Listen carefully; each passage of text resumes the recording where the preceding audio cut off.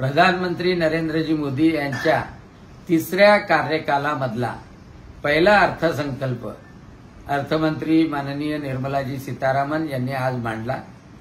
गरीब, शेतकरी, महिला आणि युवकांना समर्पित असलेला हा अर्थसंकल्प आहे। म्हणजे विकसित भारताच्या निर्माणाकरता 9 प्राधान्य निर्मलाजींनी विशद केले आहे आणि त्यामध्ये पहिलं प्राधान्य कृषीला आणि ग्रामीण भागाला दिलं आहे। 1.52 लाख करोड रुपीज म्हणजे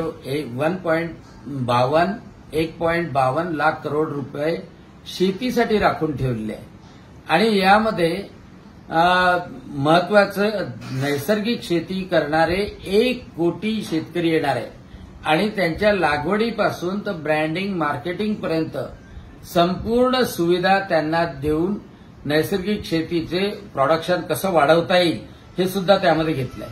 109 व्हेरायटीज ज्या जास्त उत्पन्न देतात आणि त्यासोबतच नैसर्गिक आपत्तीला प्रतिरोधक आहे अशा सुद्धा शेतकऱ्यांपर्यंत पोहोचवल्या जाणार आहे आणि भारत जाळीमध्ये, तेलबियामध्ये आत्मनिर्भर करण्याकरता विशेष दाल आणि तेलबियाचं मिशन त्याला सुदृढ करण्यात आलेलं आहे।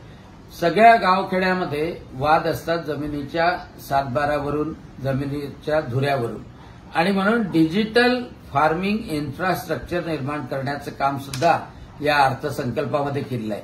ग्रामीण भागाच्या विकासाकरता 2 लाख कोटी रुपये ठेवण्यात आलेले आहे आणि प्रधानमंत्री आवास योजनेमधलं घर आहे ते आता मोफत वीज त्याला मिळेल आणि सूर्यघराच्या माध्यमातून सोलर वीज सुद्धा निर्माण होईल।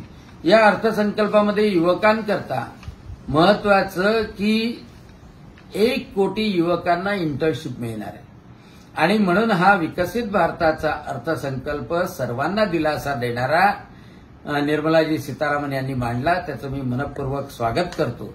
धन्यवाद। जय हिंद।